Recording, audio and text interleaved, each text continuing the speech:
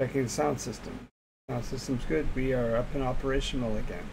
Hey, this is Jonathan Albin, and this is Sage Advice. Game Master J answers your questions. In other words, I'm here to help. Pardon me messing with my sub hat. My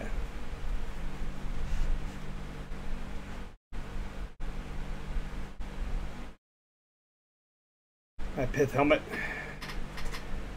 Try to get it set properly. Today we're going to be adventuring into the wilds of Elwendale. We are using Wonderdraft as the mechanism, and we are going to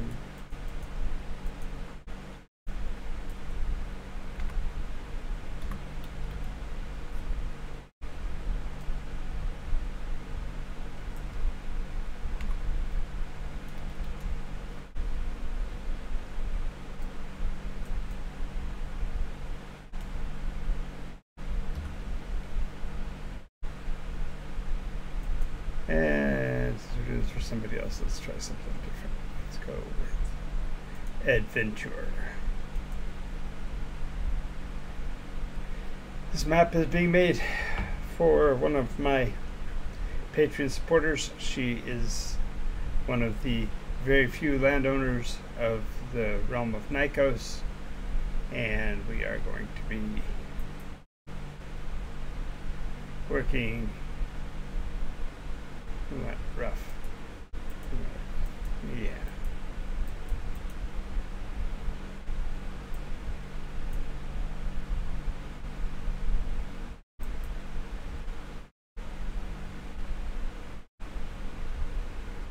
Uniform. Equirectangular. Sure.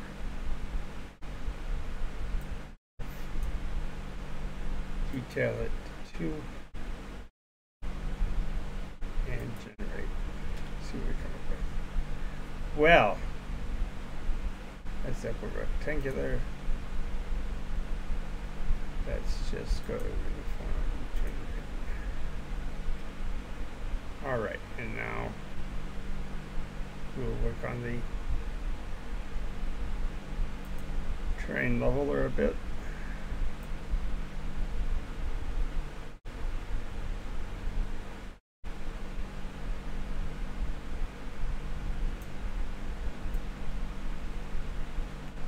We'll be adding a river in here in a moment. I want to clear out the base terrain. This brings us up to a certain level. I guess it's basically just above sea level, but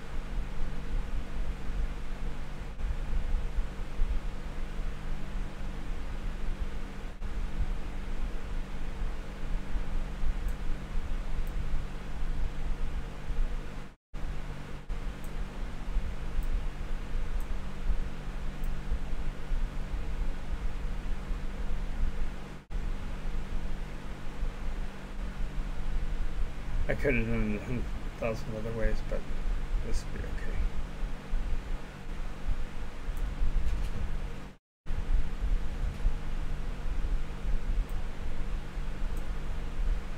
Increase our brush size because we're just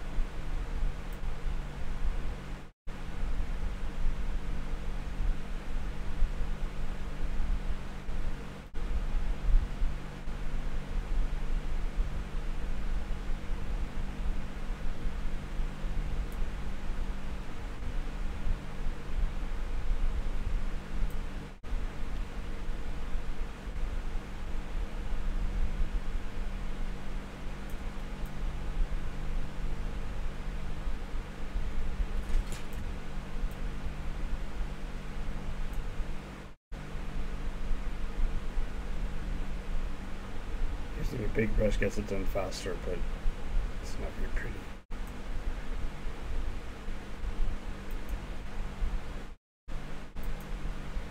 Now we'll work the fine detail, brush size down.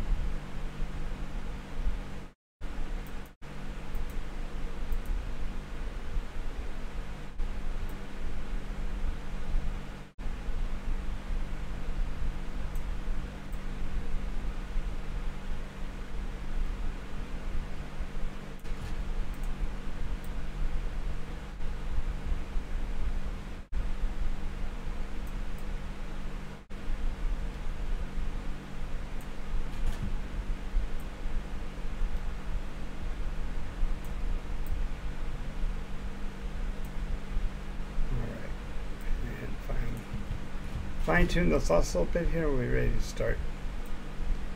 If you are new to the channel, make sure you hit the like and follow button so you'll be advised whenever I'm on here. And if you have any questions or comments, please leave those in the chat box. You do have to have a registered email, but that's pretty standard for Twitch. Hey, welcome back, Brewing Chaos D&D. Thanks for the follow of the day. Thanks for checking out the YouTube channel and everything. Today we are working on a map of Elwindale. So I'll go ahead and label that real quick. This is NycosRPG, and good evening to you as well. It's 5:02 p.m. here in California, and better make sure this hat works okay. I know it's not a hat; it's a pith helmet. Joking, a friend of mine said, "Why do you have a pith helmet?" And I said, "Oh goodness gracious, 1 a.m. You are either an early riser or a late to bedder. I don't know which, but wow. I'm glad you're here though. Thanks for being here. Let's go back here and get ready to start the river. We better do the mountains first, so we know where the mountains came from. So, mountains, full size. Major mountain range, and it's just literally a bit of a corner, really.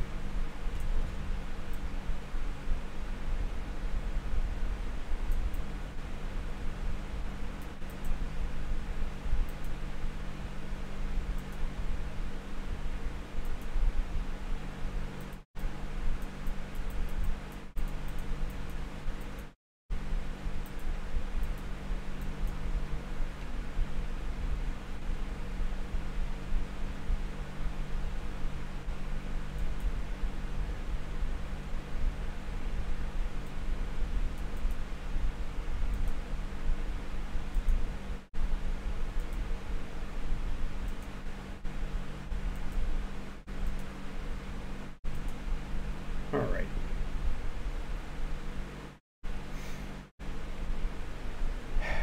Now we look on the river or water.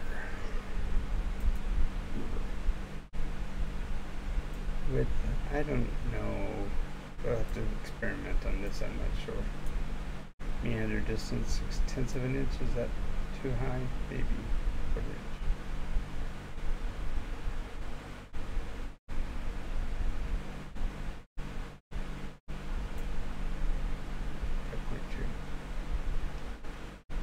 And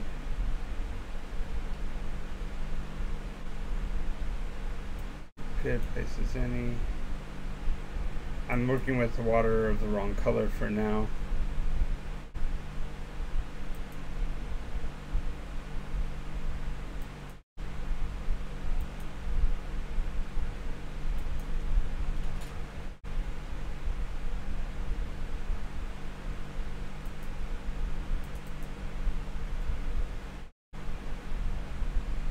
And then I've got the big river up here.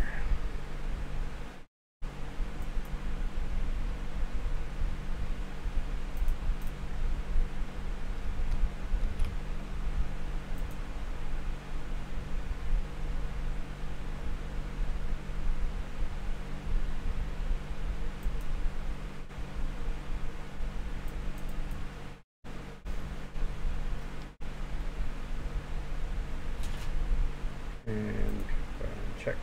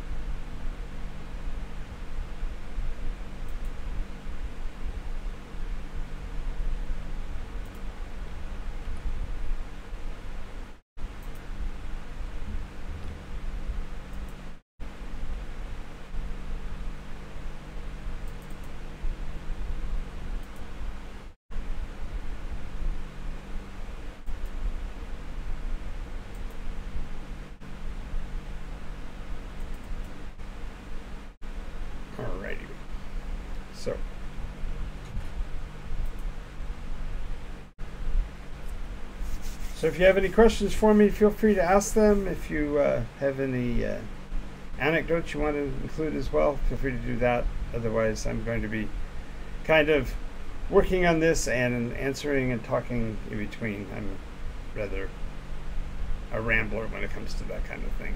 And I don't do so well in pontificating because I sound...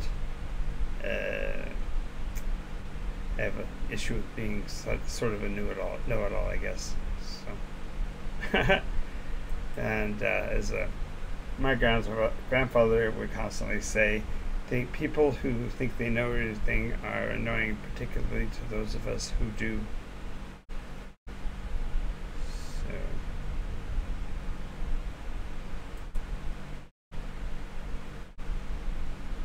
interesting.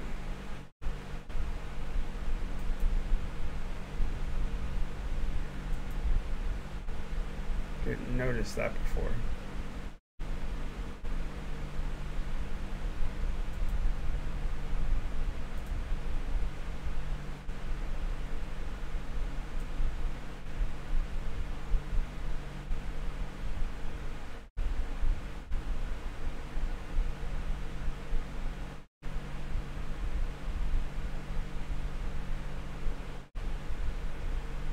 That's cool. Didn't notice that before. That's awesome.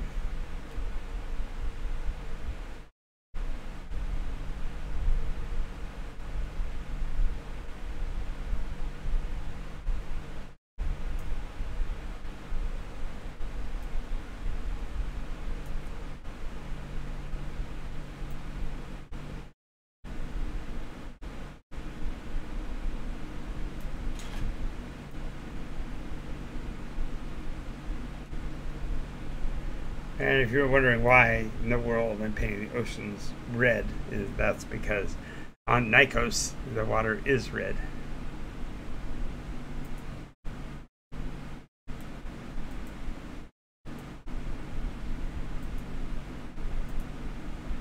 Matter of fact, it's so red as to be very nearly black in the depths. So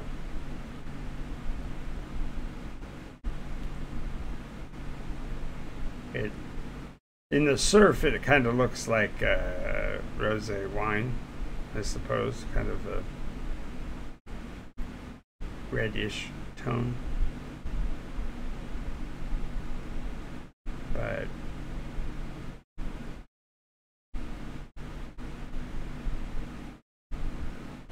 didn't know I had the ability to color the water without color the land. That's good.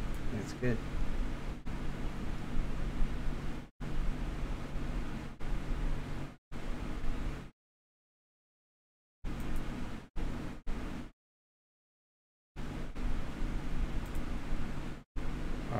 Hue, coastline color.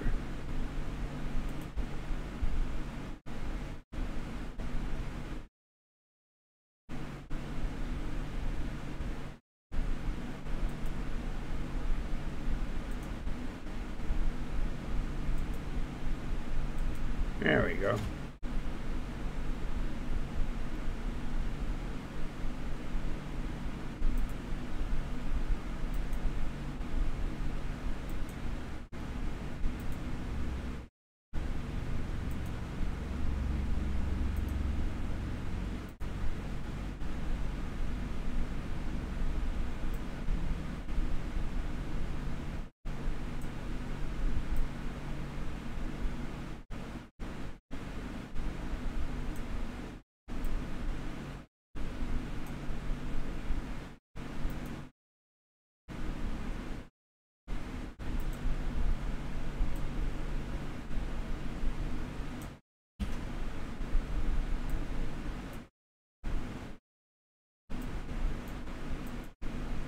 Hey, how's it going, Azzy Haven? Nice to have you with us. Today we are working on the map of Elwendale, but I'm also here to answer any questions you might have about roleplay games. I've been a game master for coming up on 50 years. I started playing in 1974 to 75, somewhere in the time frame. I was 11 years old, so forgive me for not remembering perhaps exactly. But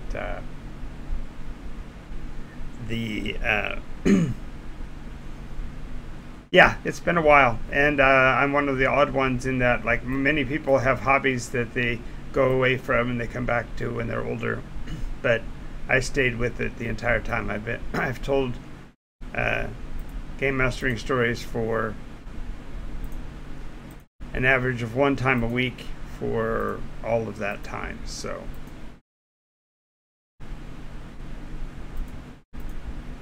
and I've played every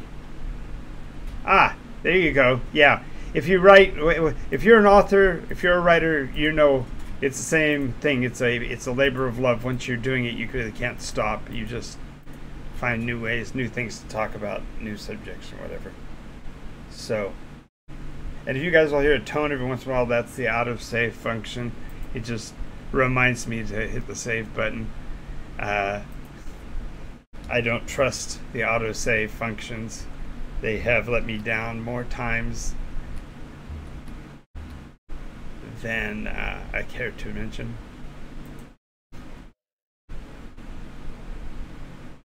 Oh, yeah, I do that too. I've done all kinds of crazy things as a storyteller game master. I have run a role-play game session for 7 hours for 107 players at the same time. That's a specific type of role-play environment called Parallels that I invented some time ago. But it allowed me to run for a games convention, Origins, the last one in California in San Jose. And yeah, that's the downside, is we have ads. No problem. No problem at all. Let's see.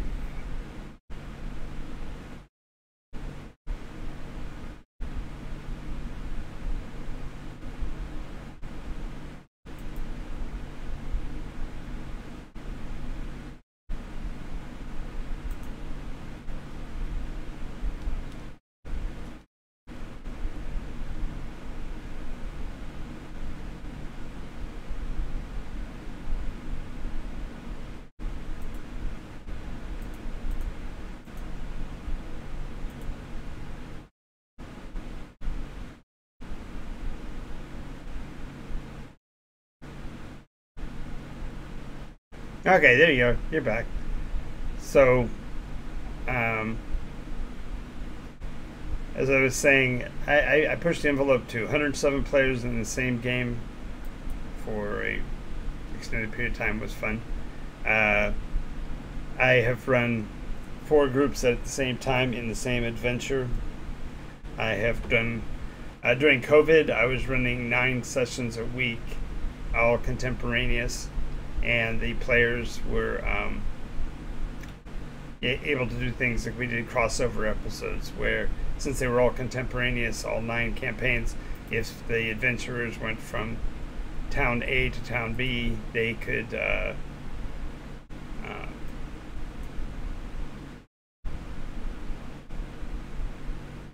see here. Will that do it? Is that what I want? Maybe it's 4. Oh, definitely not that big. Oof.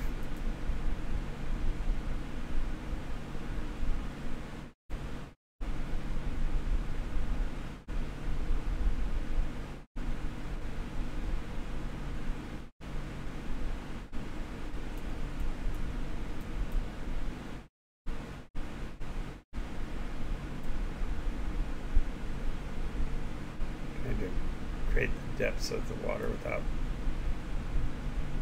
watching it too badly.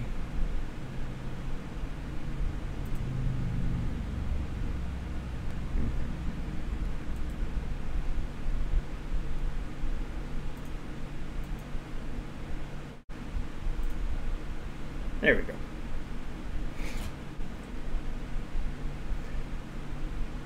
So feel free to ask any questions that you desire to ask about role-play games.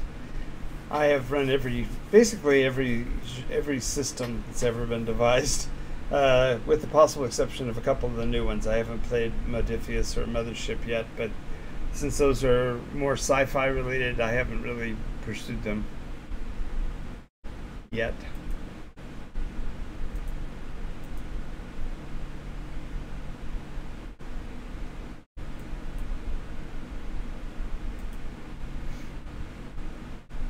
Like, what systems you guys play, generally?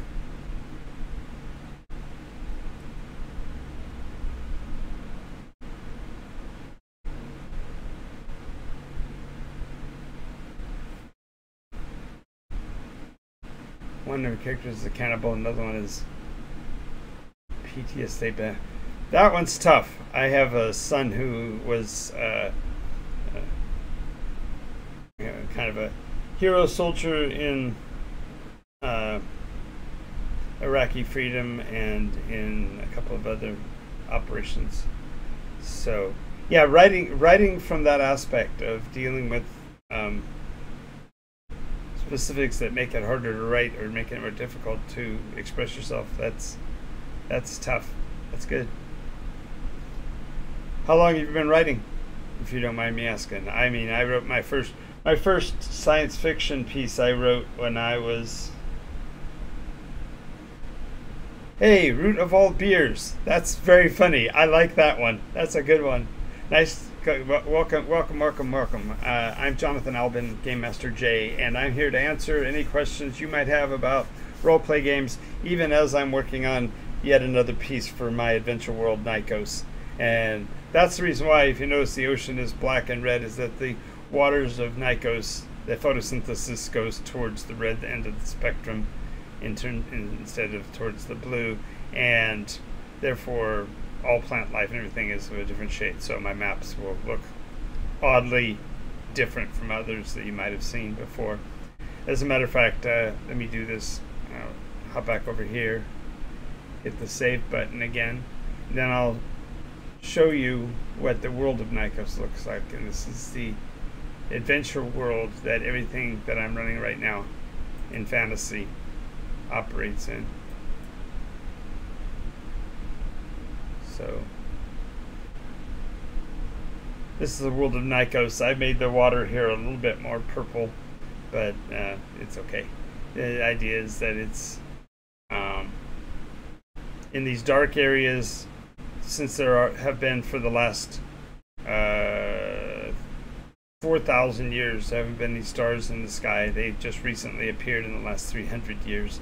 So there is as of yet no astrogation, and so the black waters are basically unnavigable. If you wander out beyond the side of the shore, you're in dangerous waters, literally, because you may never find your way back to coasts again.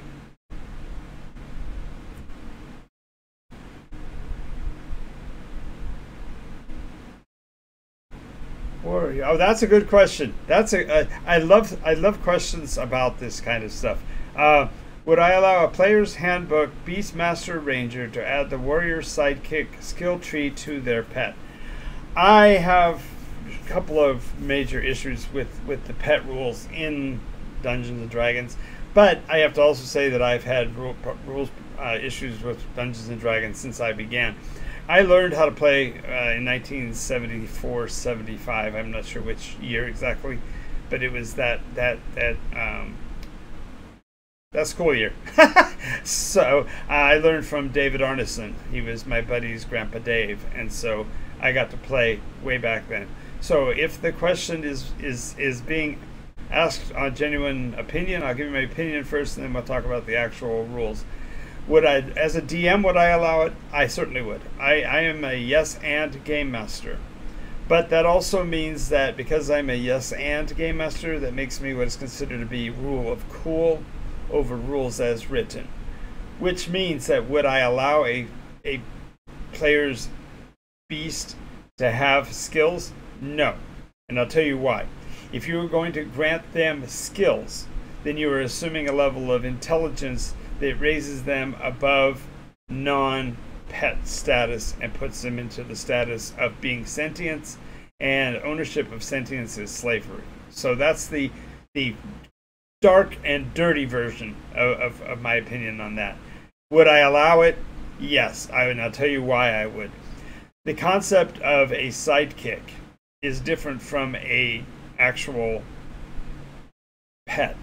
And so if you are utilizing the rules of the Beastmaster Ranger and you're saying that he's picking up a intellectual sidekick, yes, but the sidekick always has the option to say no.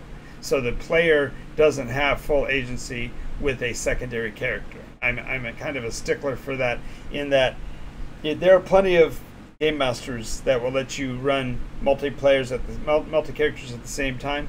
But to be perfectly honest, I have a hard time controlling my own mind. So grabbing a hold of something else and making it do what I want it to do, that's a level of domination that I just can't see it. And so therefore I have a difficult time with players running multiple characters. Having said that, like I said, I'm a yes and game master, so if a guy shows up and says, I'm running a Beastmaster Ranger, I'd say great.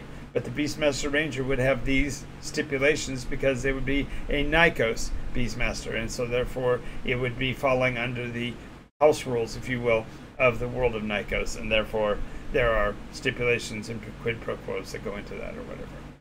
So this is the map of Nykos, and as you can see, it's rather expansive. Each of the hexes on this map represents basically 50, no, in this case I think, 50 miles per hex, side to side, on the flat sides. So it's somewhere north of 50 on the corners, and the idea is that it makes it for easy measurement when you're traveling. So, okay, that then if my question would be if it's being gimped, why don't you just have him play the champion instead? Now I know why. I'm asking the question, but I'm begging the question because I know that the reason why is that the ranger has far more benefits than the champion warrior does, and so therefore he's looking for a kind of I hate to. In the olden days, I'm gonna take my teeth out. Back in my day, when we used to do things, we would have people that they call them min-maxers. Nowadays, they call it meta-play. So the idea is that today's world, people look at the character builds in advance. They start to plot out from the very creation of their character the progression they would like to take along the story to advance that character to become better and better at what they wanted to do. And so if the purpose here is he wants to have the champion function where he's got followers and he's using the animals to do so, then like I said, I can yes and the beast issues, but the challenge would be it can't be to the level of sentience, because if it is, then there has to be agency. So if you're going to do it as a champion, then the champion's followers can simply choose to not follow the person's instructions if they are aggressively wrong, if they are oppressive or incorrect. So it can go either way. You can go either way. So, but thank you for the question. That's actually a good one, because when you're dealing with the rules as written, you can be a game master who focuses on rule as written, RAW, and a rules as written game master would look at something like that completely differently than I would as a rule of cool. Because to me, it sounds great to have a sidekick. That's awesome. But if you're using the sidekick and you're going to be abusing that in some fashion or treating it like some form of slavery or like a second character that you're running, then I would have a problem with it, and we'd have a discussion about how that plays out, if that makes sense. So I'm going to get back to the map I'm working on, but I wanted you to see this world is rather expansive. Now this map that you see here is a third iteration, pardon the pun, you'll see the pun here in a minute, third iteration of the map. I started playing in 74, and this map, its original version, was completed in 78. So this version of the map is a reimagining of the reimagining of that first map. And therefore the changeovers have been relatively slow to develop and yet radical. In this case, you'll see there's a lot of empty spaces that don't have anything in them there that are not marked. And that's because this map is the map of the known locations of the world, on the world, by those who can travel the world. And what I mean by that is that all of the cities in yellow, for example, can be accessed by a mechanism called the monorail. And it's a form of steam engine, magically powered, that transports the entire locomotive body from one location to another location instantaneously. But the process does take time, so as you're traveling, it's not instantaneously, but your arrival is at the moment of your departure. So the train, for example, the monorail's schedule will say this is the 2:15 to Moriah, or Moriah, and the 2:15 to Moriah gets to Moriah at 2:15 a.m. or p.m. So it is kind of slingshots travel. But having the cities mapped out means that your by and large populations can stay operational within the local area and never care about what's going on beyond their boundaries. Therefore, all of the unidentified hexes on this map, unmarked hexes, are actually places that the players could actually navigate to and discover. So, in this case, the map we're working on is Elwendale. Open it back. And Elwendale is in the area just beside that area known as Submarin. So I'll have to show that again in a minute. But until then, I want to get started. So now that we've got the mountain ranges and the rivers and the lake, I need to now build basic construct of the locales. So let me go and get the emblems first. Did that answer your question, Root? Did I kind of cover it okay? I mean, as a game master, I'm okay with it, but it may be problematic for other game masters, because the argument is if you're wanting the champion fighter opportunity to have trained fighters as your allies, then use people, don't use animals, because theoretically the animals shouldn't be dominated in such a fashion, and if they are pets, then they wouldn't have the ability to have skills, because skills require a level of intellect, if that makes sense.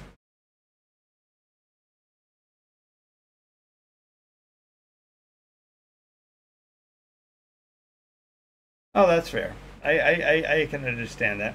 Again, it all depends on the storyteller too, because the idea of the Beastmasters, if I remember correctly, they just swap out beasts, right? As they get higher level, they just go to a more aggressive being or whatever. And so they go from having, I think, a wolf or smaller animal, and then it moves up to the bear and so on. And so they just recycle through them. It's really a matter of how you look at animal sentience. In Nykos, for example, there was a second Genesis 2 iterations ago. So that was in real time about 12 years ago, 14 years ago, 16 years ago, or whatever. My players had asked for the ability to play basically anime and manga creatures. They wanted to have fox people and cat people and things like that. And so I determined that there had been a second Genesis, a second expansion of population, so to speak, that granted them.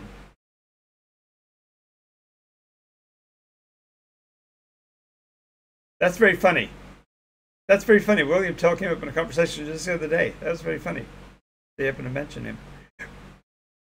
Because everybody knows the music for William Tell Overture, but they don't realize where they know it from. Well, actually, that may not be true anymore, because I'm talking to youngsters here, I imagine. But people my age would recognize it when it first is heard, because it's the music for the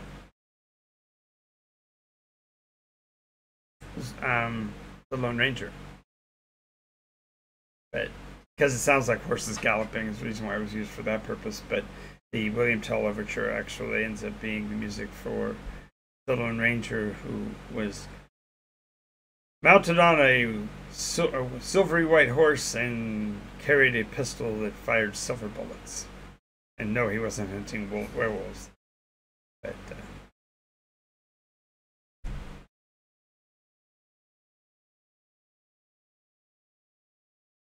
oh, that's very funny. Very, very funny. Very funny about the subclassing. Oh, that makes sense. But if it does, okay. But if it does, then the question would be, because it was an emotional support animal, he wouldn't want to put it into harm's way because his own PTSD came about because his father unit put him at risk, right? So he has emotional support animal because of what happened to him, so he wouldn't be propagating that upon the animal, right? He wouldn't. That seems almost counterintuitive. I understand it. It makes, I mean, from a player sense, it makes sense. But just realize that then the idea of it being somebody that you want to class up with you or level up with you, that really is something you want to talk to your game master about, because the game master can choose how they want to do that. So let me tell you the story of Elwendale just real quickly, so you know what we're talking about here. This map that I'm creating. There was a character in the 8th iteration, early in the 8th iteration, who was named Miri, and Miri came from this town of Elwendale. And Elwendale is a village, so let's start with that.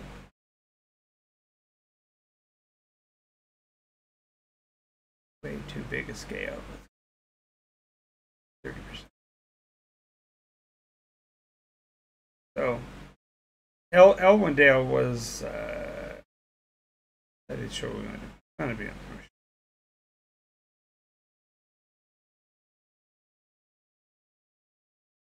So Elwendale, this village,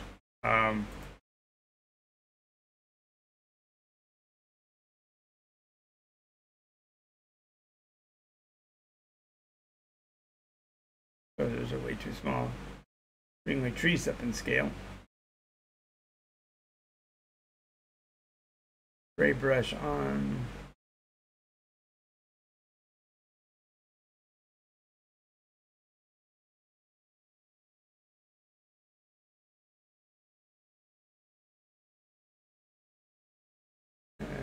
Mixed forest.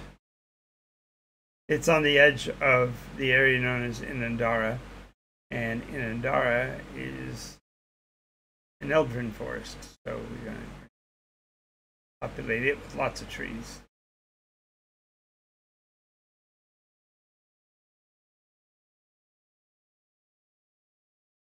I realized I put that river in the wrong spot, so I'm going to get to erase that river.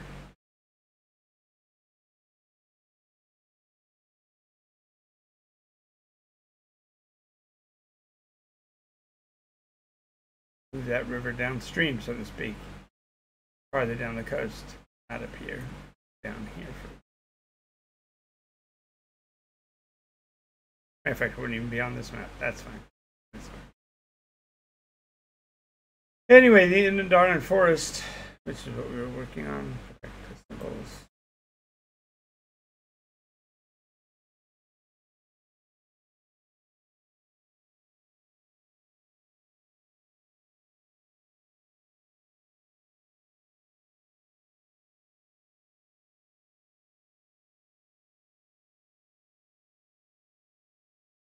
Was an Elvish community, and this young lady was Miri was a human, but she was taken in by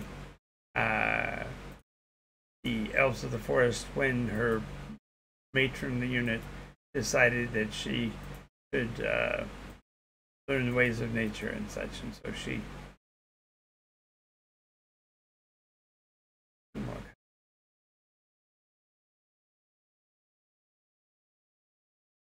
fill the space in there with 3. All right, that's Inadar, and that's Elwendale. Anyway, Miri, when she reached her, hey, Grady 789, welcome, glad to have you with us too. Oh, Blink Dog is awesome. Okay, Blink Dog is a great choice for a sidekick, especially if you're going to push the intellect side of it.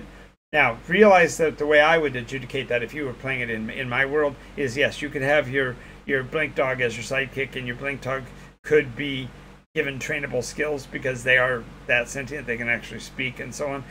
But they would have agency, so that when the player character, if you chose to do something that was a little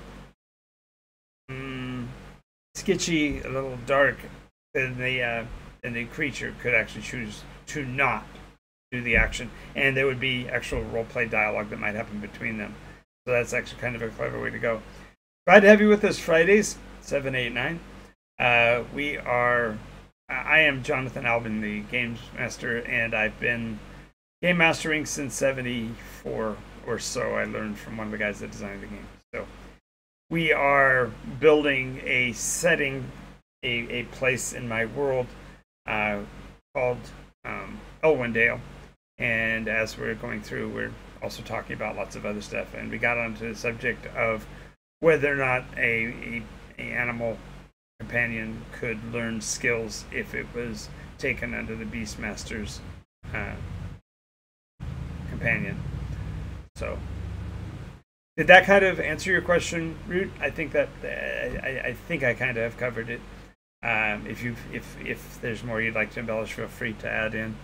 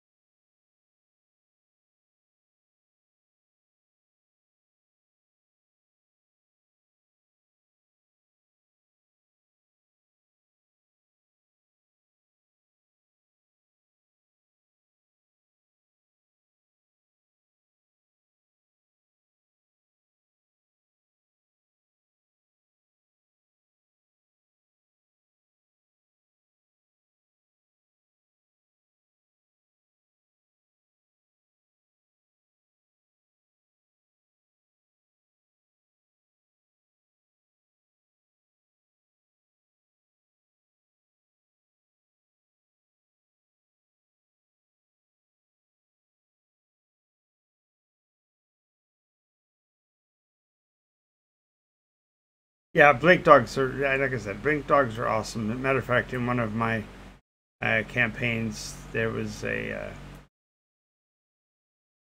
NPC, and you'll find that I use that term. I usually say RPC, so recurring player character, somebody who's in the story that the players can interact with, and who they meet with from time to time. So the RPC in this case was known as Le Pook, and Le Pook was a blink dog who had enhanced intellect to the ability where he could actually communicate regularly in common, and also his handler had arranged for him to be given basically a perfect set of human teeth. The idea was they took those commercials for, I think they're dentist sticks, and where the animal is actually given a human-looking perfect teeth, and it at once it's disturbing and it's also kind of clever. But the idea is that you're if a dog could speak normally, it probably should have normal-looking teeth and such.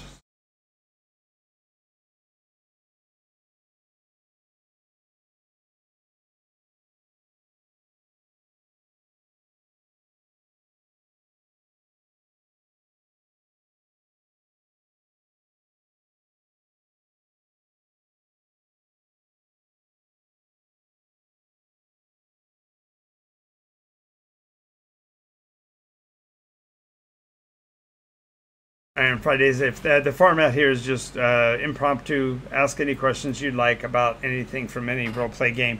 I've run just about everything. As a matter of fact, for several years, I was the marketing director for the Game Manufacturers Association. So I worked with every publisher of every form of card game, board game, miniatures game, role play game, etc., etc. And so during the time that I was there, I was learning an average of 7 new games a week for the entire time that I was there, trying to ramp up to being able to help the different manufacturers accomplish their goals of selling product and stuff. So.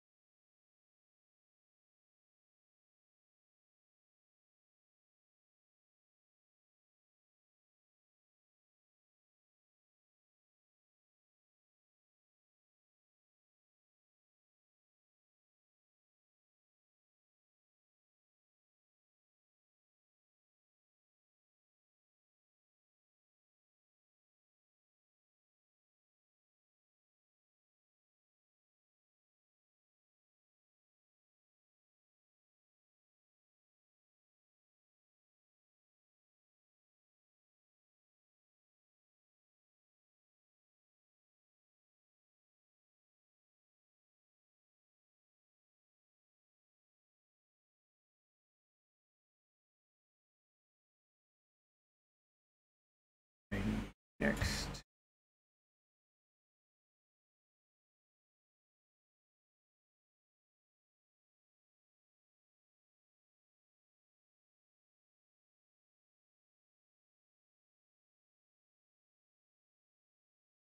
This area of the map is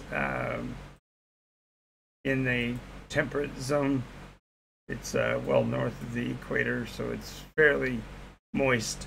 The reason why I'm using the Dunish brown color here is that the photosynthesis on Nycos leaves things more yellowed than they do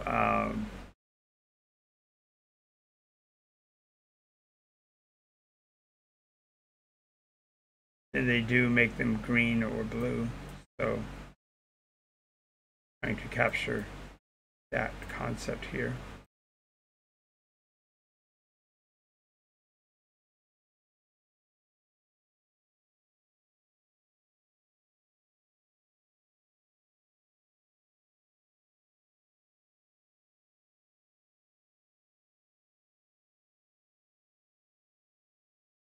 Yes, yes. Can you imagine a dentist for dogs? Yes, exactly. It's very funny. Yeah, the main thing about Lepook's demeanor and such is that he was the shopkeeper for his partner in crime, whose name was Keegan. No, Tygo.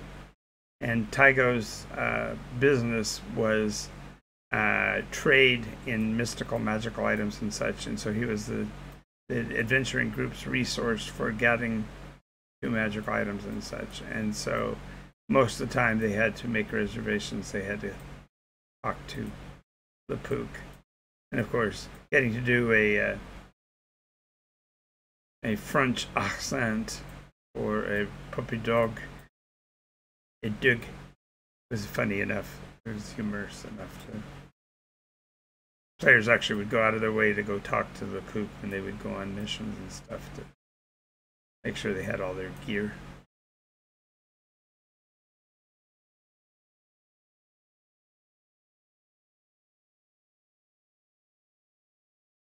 Some people say I use too much color or try to use color to do shading too much, but it has its benefits. It sets the framework and sets the structure for the terrain. All right, so now we go on to the rest of the story. So anyway, the village of Ellendale, this little village that started down here near the river, the people that were there were very proud of their young student, this Miri, that appeared among them, and they were very happy to include her in their number. But as she got older, they realized she was going to be enjoined. And this is something that I added to my role-play games that took care of a lot of problems and at the same time made it rather unique. And that is that when players create a character for the roleplay game, they actually are not building and creating instantaneously a new person. What they are instead doing is they are defining their connection with a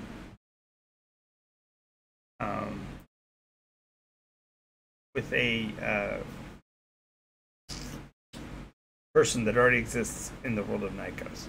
And so therefore players have to, knowing that they are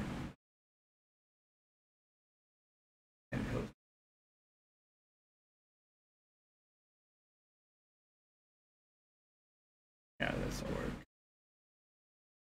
Although probably want to maybe do one here.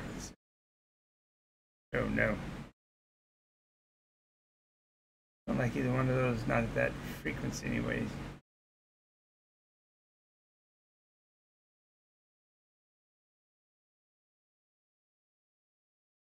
Those are way too small.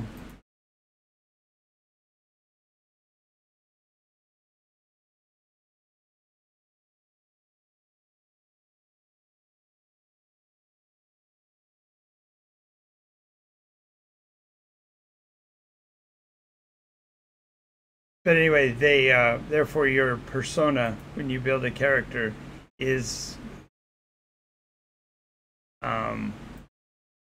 already in existence, and so therefore when you start playing a character, you are playing somebody that already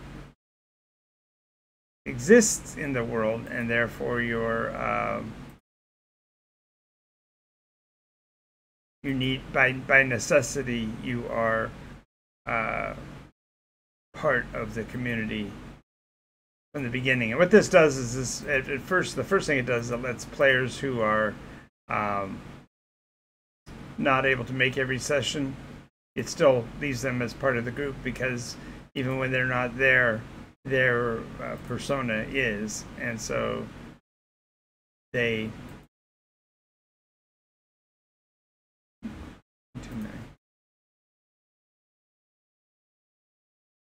there we go. They have to they are therefore in existence anytime. So in this case, Miri wasn't one of these enjoined, and the villagers know this. They can sense it. They can do augurs, and they can read the tea leaves and recognize that the person that they are talking about will one day become a champion in a story, will become part of the greater arc of Nykos or whatever. And so since they were aware of this, they set her on a path to greatness by putting her under the tutelage of a high priest of well, also another thing to mention is that in the world of Nykos, you don't actually choose deities per se. You worship the concepts of goodness and right, and then over time you get chosen by the gods instead. They find you. And so Miri started her adventure by going into the city under the tutelage of this high priestess named Genya. And in her tutelage and in her training, she became aware of and involved with several different deities before finally affirming herself as a priestess of the Viridis, or the avatar of life rather.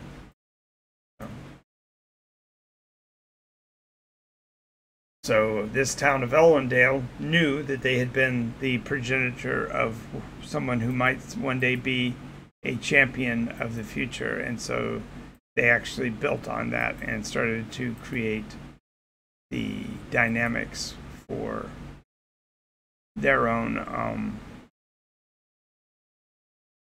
elevation, if you will, because they were now somebody who had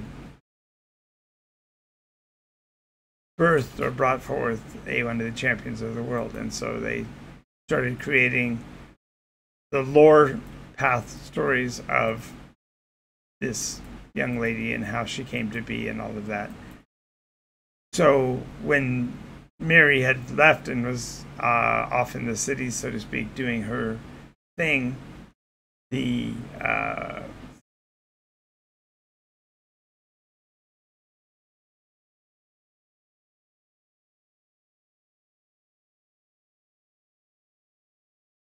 she eventually came back to her hometown to check stuff out and was considering making a homestead there. But she realized that they had created this mystique, this mystery about her that suggested that she was worthy because of them and not because of her own alignment with the powers that be or whatever. And so she kind of did the casting out of the money changer, so to speak, and reestablished her faithful in the community over time.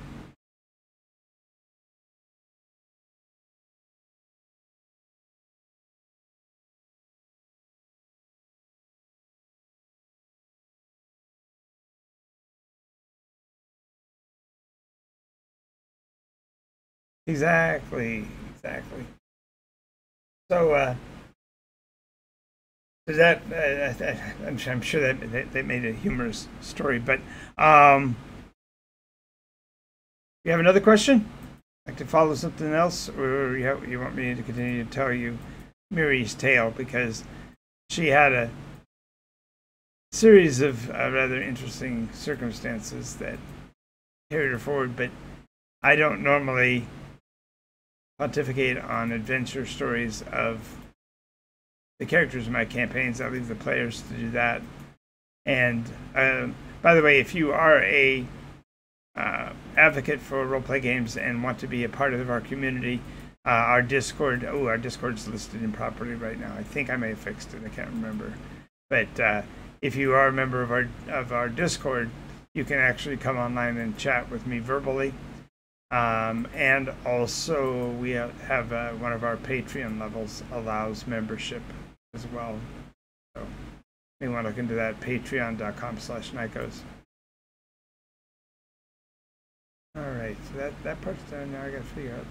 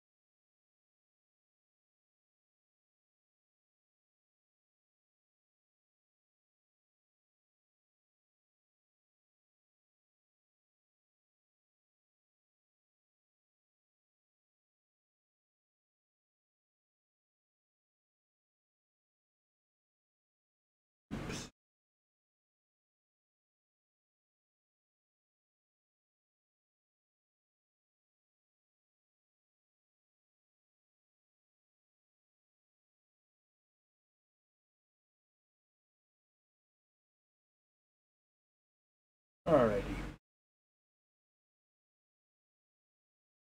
Focus a little bit more on the town now that we put in the small part of the buildings. Let's go back and amplify the size of the town, because it obviously is not going to be in scale building wise, but to have a perception of where the town is, I need to have a better representation.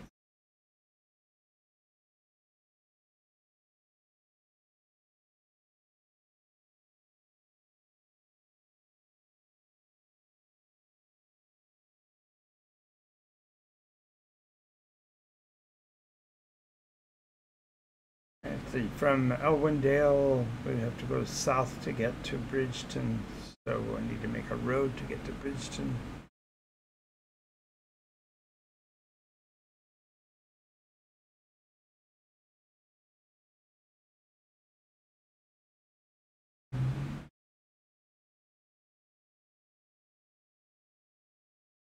And I have to do also up into the forest, so let me go ahead and do the footpath going up into color. Too dark, too dark.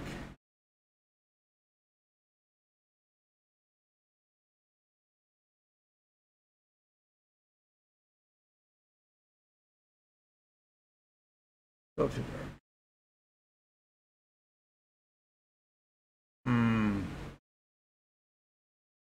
Well, maybe the issue is width.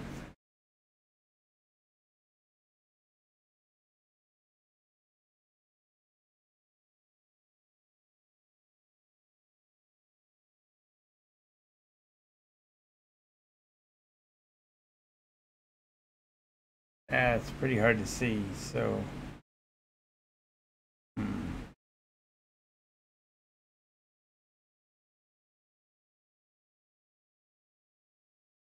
Oh, that's because the color didn't change.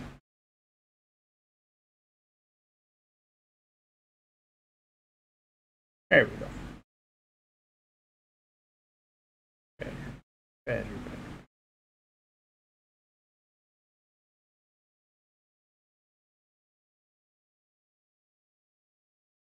And we'll label some stuff real quick.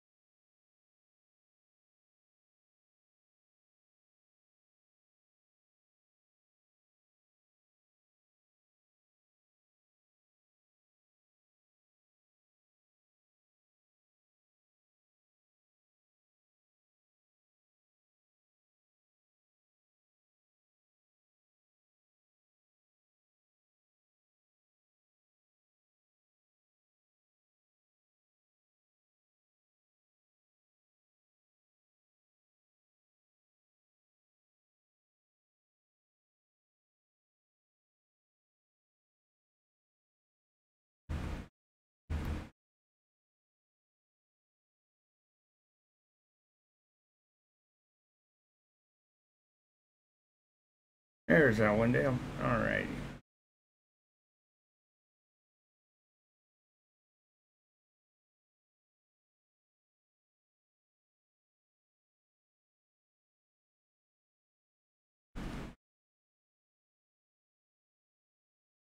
So this area is fairly unoccupied or underoccupied. This area is actually part of the northernmost edge of the Swarthier Plains, so it is mostly low grasses and such, but there are copses of trees and stuff I'll be adding as well. But the forests to the north actually include a couple of human populated areas as well, so I'll be including those as well. So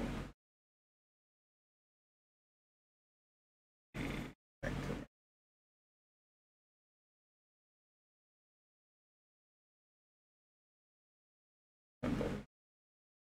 forest.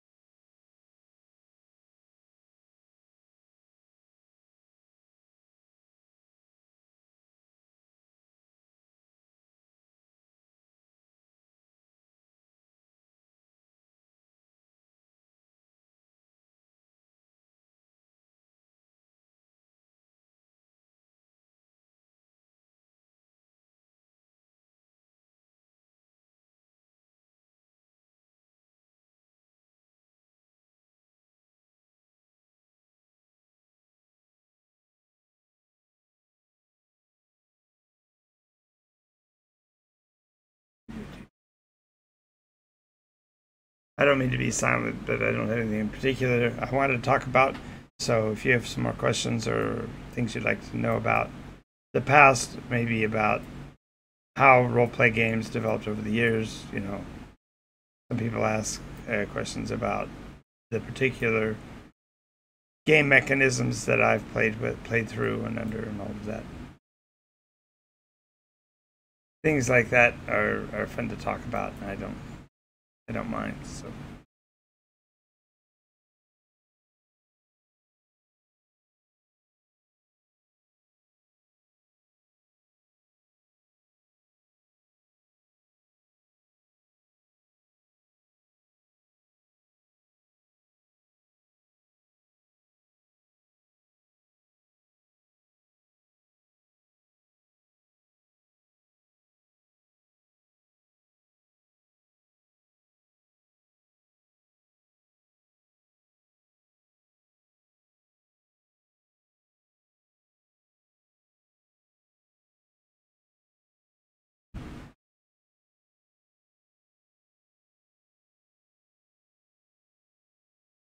So it's actually sometimes kind of fun just to put music on in the background and just scribble on this program. I love WonderDraft. It's such a good tool.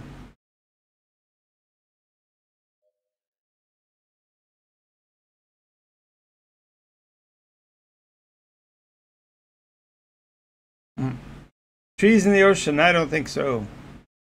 Oop. All right.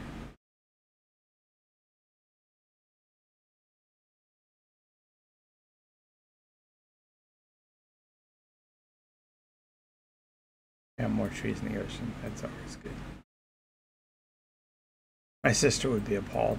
She was always the one who reminded me to color inside the lines.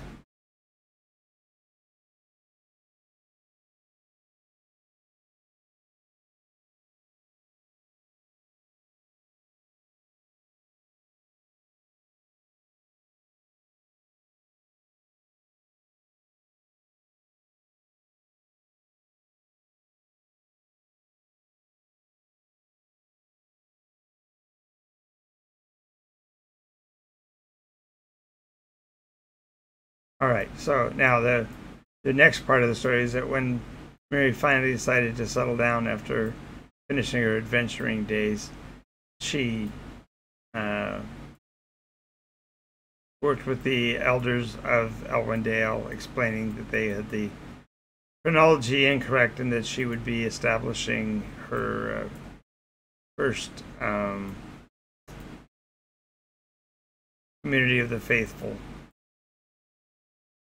And so she started her own faith community with the idea of eventually ascending to the equivalence of Nycosian godhood, having been an avatar within the framework of the way the game mechanics worked. She had achieved her goal of completing the story arc at each Paragon status, more than 20th level, and in order to realize her dream, so to speak, she retired back here to Elwendale, and she bought a piece of property, actually purchased part of my Nykos story land, if you will, to put Elwendale in, and that is this area that we're mapping right now, is her claim, if you will. And she went on to purchase 5 more hexes. So for a sense of scale, this is roughly 5 hex spaces inward. So if you assume her hex here to be 1, then it's 2, 3, 4, 5. And therefore what I'm mapping out is the places that she has within her claim that she can do her own development or advancement of her story. She's a game master in her own right, and so she is now starting to tell stories of Elwendale, and that's been kind of cool to watch that develop. Let's see. She's never named it, so I'm going to name it. I hereby name the... Let's get there. naming tool out here. We'll use the same town. I don't know if we'll use the same one. We'll just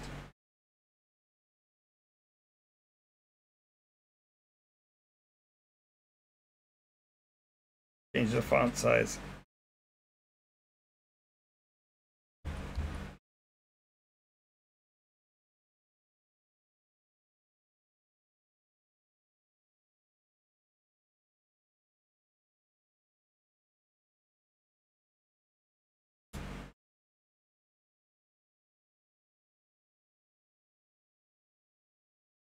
I tend to put resources and points of interest names at the diagonal and leave the city names hex upward. My main map, I did the opposite, and it worked out okay because the names for places are quite often longer than the very nation that they're in. So let's see.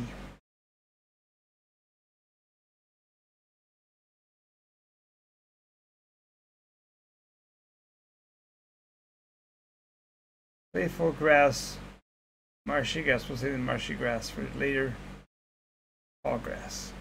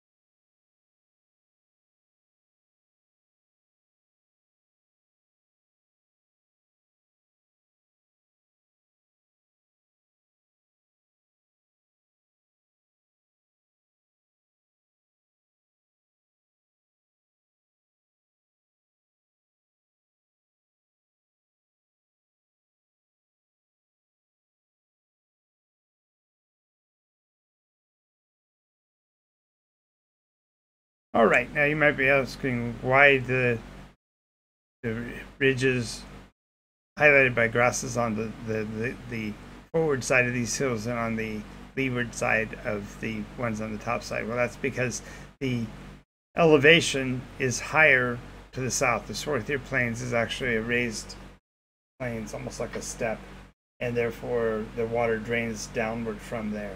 And so the heavier grass growing is here, but there will be additional grasses down below. But I have wanted in particular to show the drainage, if you will, and how it all feeds into this river. I don't think she's named the river yet, and I'm not going to until we get that back. But this is the extent of civilizations that she has now. Let's go ahead and do another road. Go with the established road.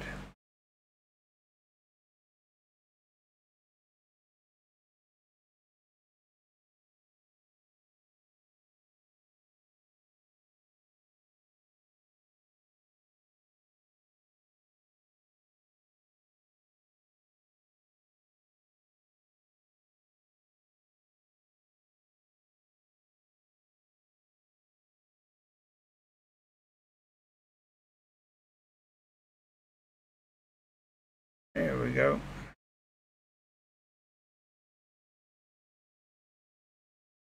And this road out of Elwindale that leads south was known as the King's Road long ago, and is actually, there's entire sections that are paved. In the previous iteration, they had figured out a way to harness natural species. They created a form of natural concrete cement, and so they built huge roadways at that time. And since then, they've become more decrepit and broken down, but for the most part, they're still pretty extensive. If this is a road sign, I'm going to use a different font.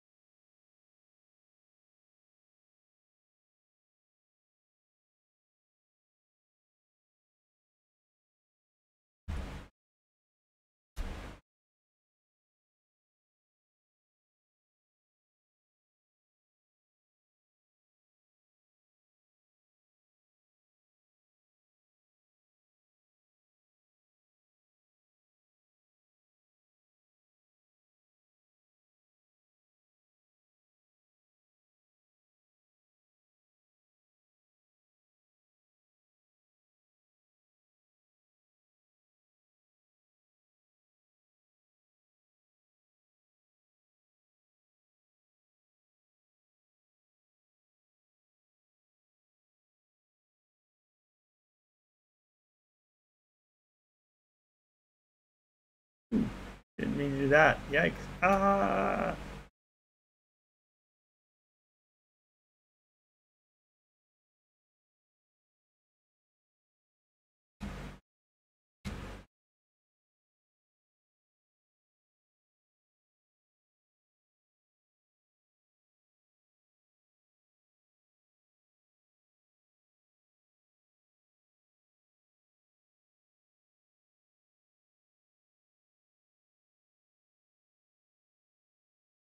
If I don't get that exactly parallel, it'll freak me out for days.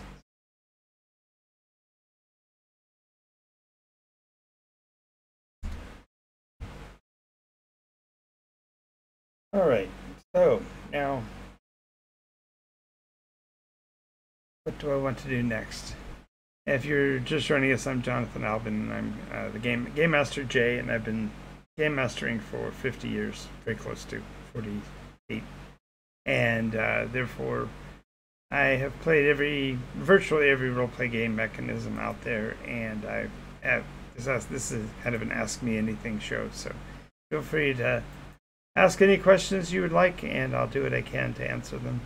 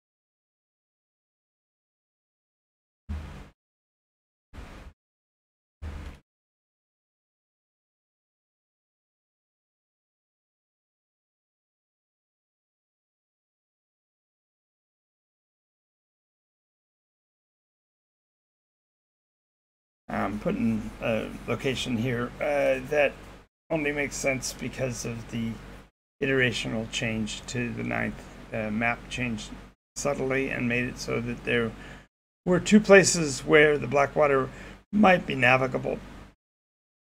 It's over 100 miles across there, but theoretically, if you pointed your bow and were able to maintain your course, you could actually cross that in just 2 days or so.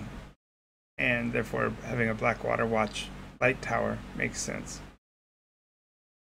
Lighthouse, I should say, right? Proper terminology, Jonathan. Lighthouse.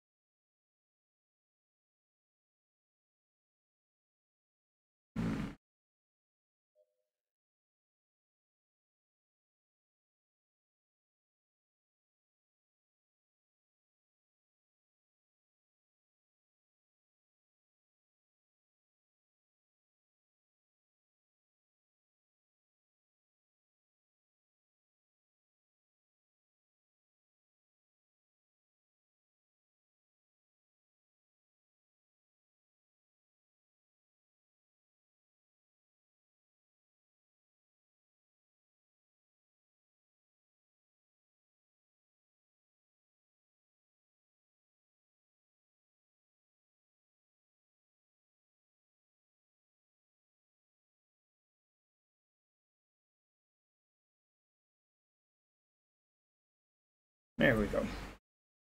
With Mary's appropriate colors. Need to change the town here too. Thanks.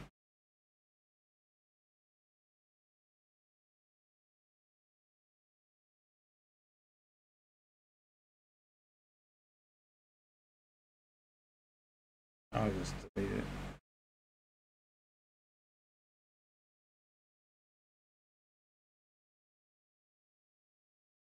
I want to get rid of trees or mountains. I just want to get rid of something.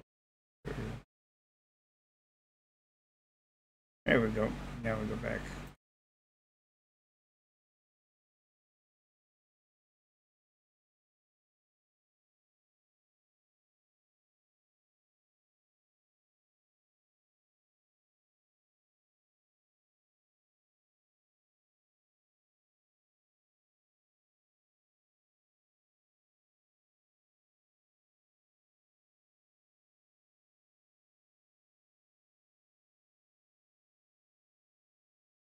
There we go.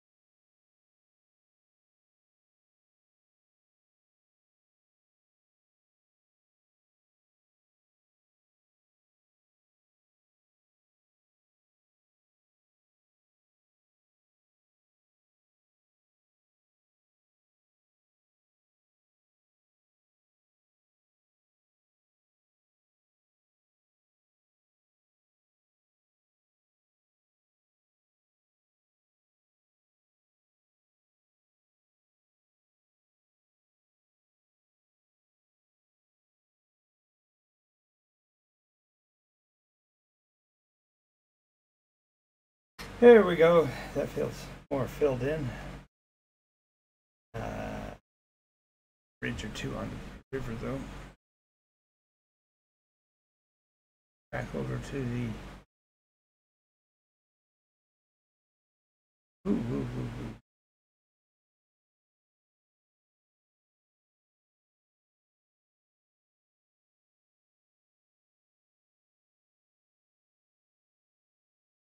Refresh turn. There we go. I want to spray brush bridges on there.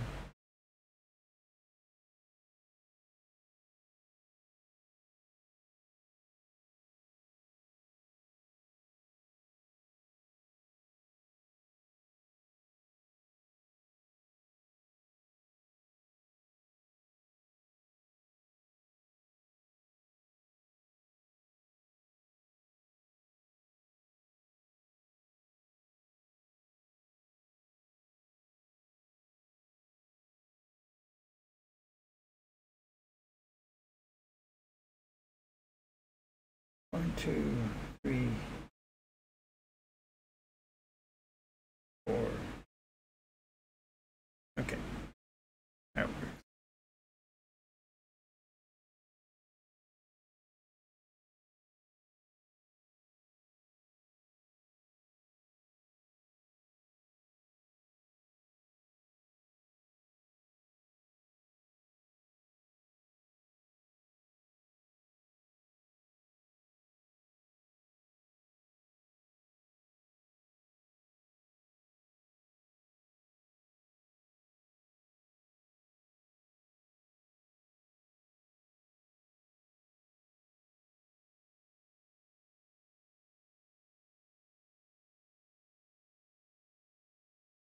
Rotate.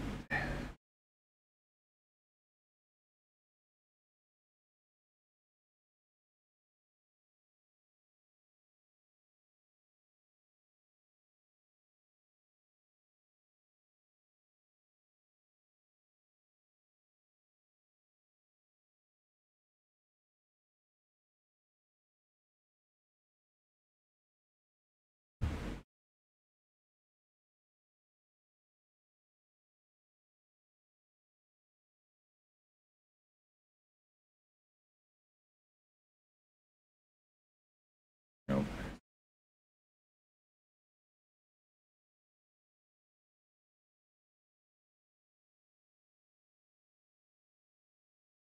Oops. How did that change?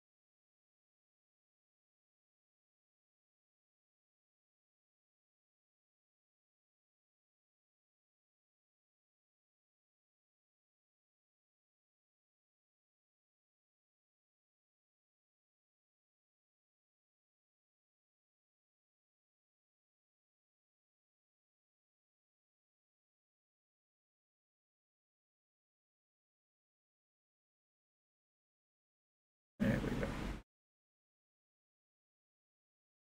Fix that.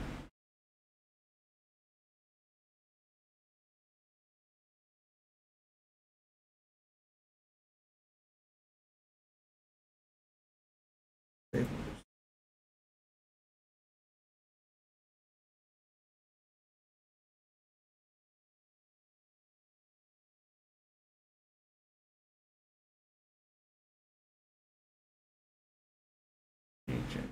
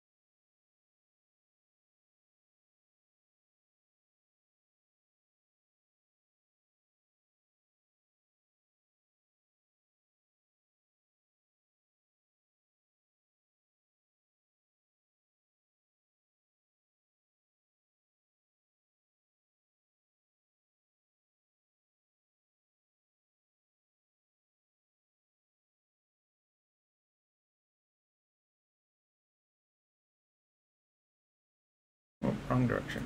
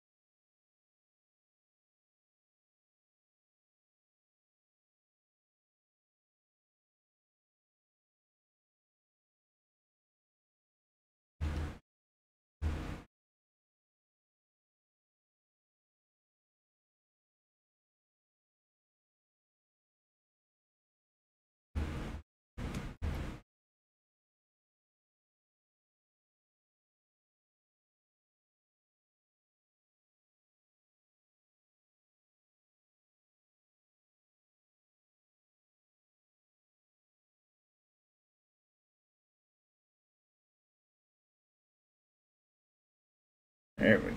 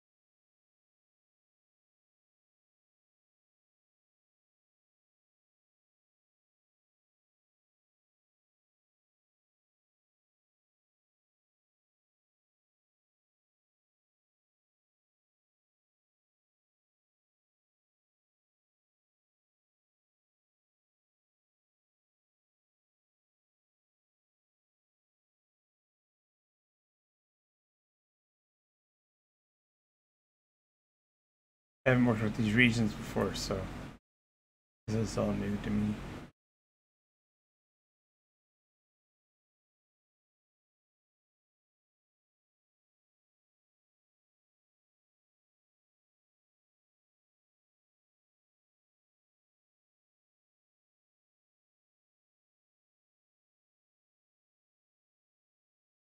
Fun stuff.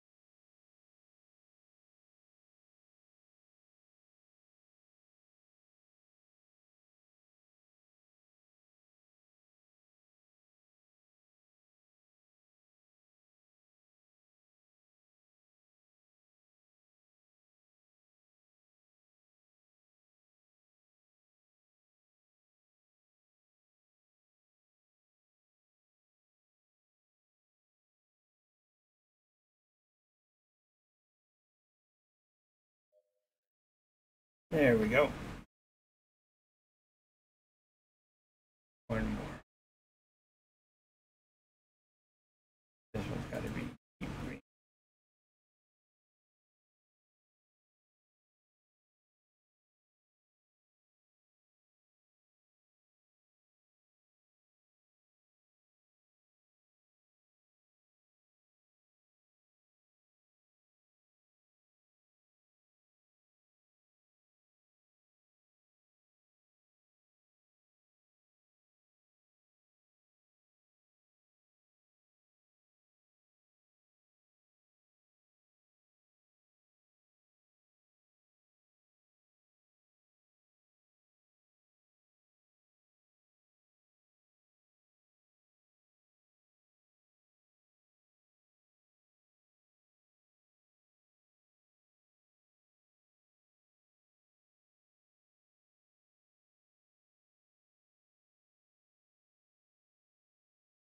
Variables.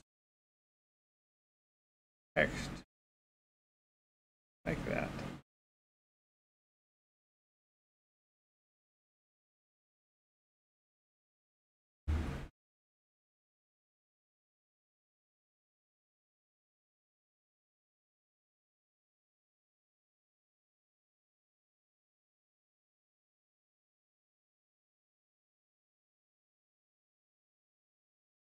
Alrighty. I think I have accomplished the map I was wanting to make. Here's that line coming from. Regions.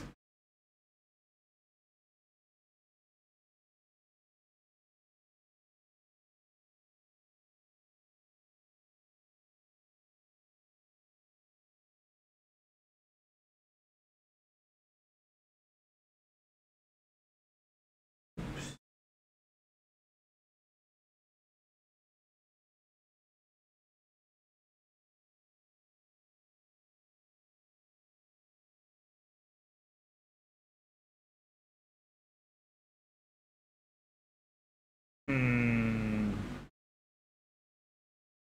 That won't work. Regions.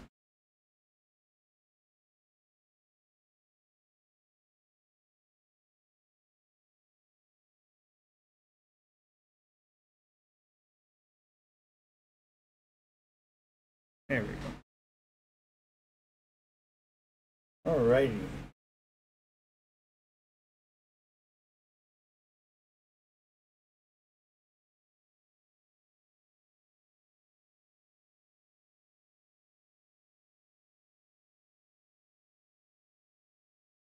One more thing I got to label.